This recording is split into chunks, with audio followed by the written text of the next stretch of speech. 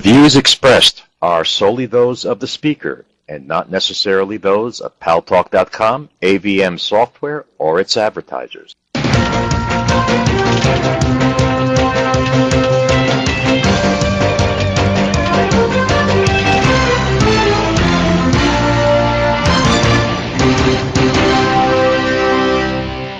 News Talk is online. News Talk Online is a production of Paltalk.com, the largest multimedia interactive program on the internet with more than 4 million unique users. On demand on iTunes and on YouTube and on my blog, GaryBaumgarten.com, where you're encouraged to post your comments, whether you agree with yours truly or not, and also encouraged to sign up for my Twitter feed if you want to know what's really going on in the world. That's the place to go. And thanks to our good friends at CRN Digital Talk Radio, we're syndicated to an additional 12 million households. I am your host, Gary Baumgarten. I welcome you to the show. There's so much to talk about today. There's even stuff about Michael Jackson that I guess we cannot avoid discussing. His final rehearsal was filmed and may be released, so somebody will profit over his death. A lot to do with Iran. The European Union nations now say that they may recall their envoys to Iran in protest over the holding of still several members of the UK's embassy staff there. And they certified the vote again with no changes.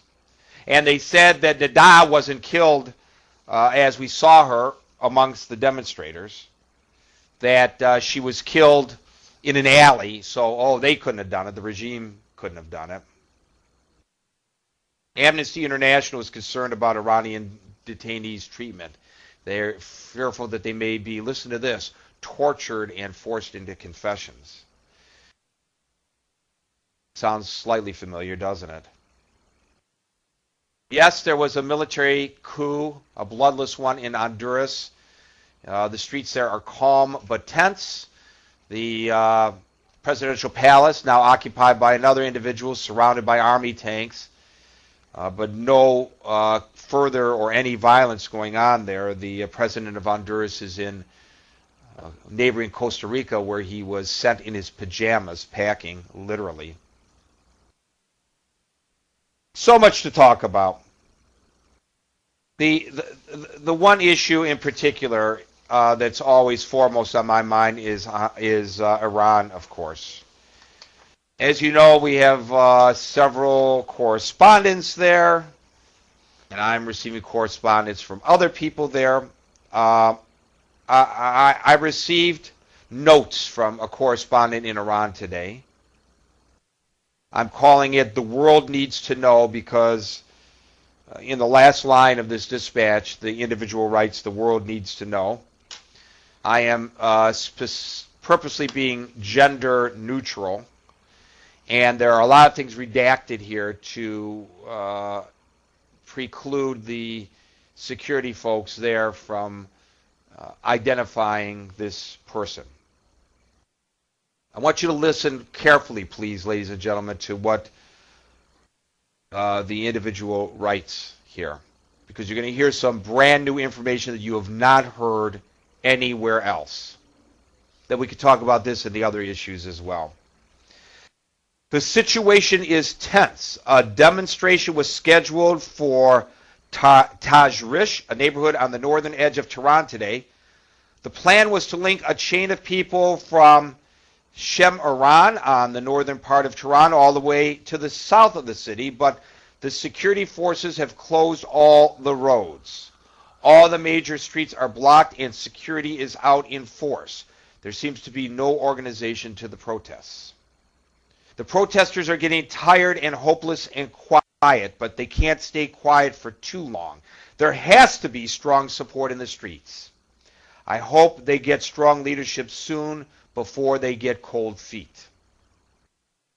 Soldiers won't allow people to stand in one place for more than a few seconds. If there are more than a couple people together, they break them up. There are also continuing problems using the internet. Most sites are extremely slow, and most in the United States won't open. Both sides are involved in a technological cat and mouse game. to see who can find ways to open up the internet while the government keeps working to block and censor traffic. There's a cat and mouse game on the streets too, because many of the security forces are not wearing uniforms and are dressed like normal people. The crackdown isn't just affecting protesters. Other people are afraid to venture out as well. Buses, which are usually full of people, are empty.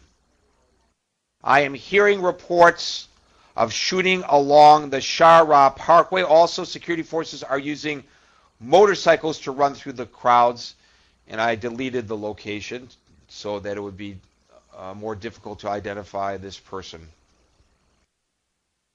Now listen to this. This is the new information, ladies and gentlemen. People with guns are demanding to know who is taking pictures. Listen to this again. People with guns are demanding to know who is taking pictures from behind the windows of their homes. People are afraid to be seen with a camera in their hands. They have shot at windows and have ordered everyone to stay away from the windows so there are no witnesses to what they are doing to the people in the streets. People are also afraid to be seen on their computers. The security forces are quick to shoot now. Final line. The world needs to know how the government is treating the people. This dispatch, ladies and gentlemen, is in full on my blog, GaryBaumgarten.com. I recommend that you direct all your friends and link them to that dispatch. Everybody should see and hear the words of this person in Iran.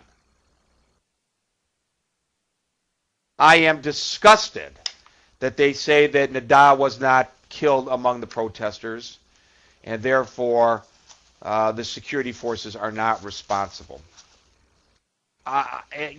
We've heard of big lies before, of course. The biggest, the Holocaust. And this regime, which is an Islamo-fascist regime, not representative of mainstream Muslim thought, in my opinion, this regime is taking a page right out of the Nazi playbook.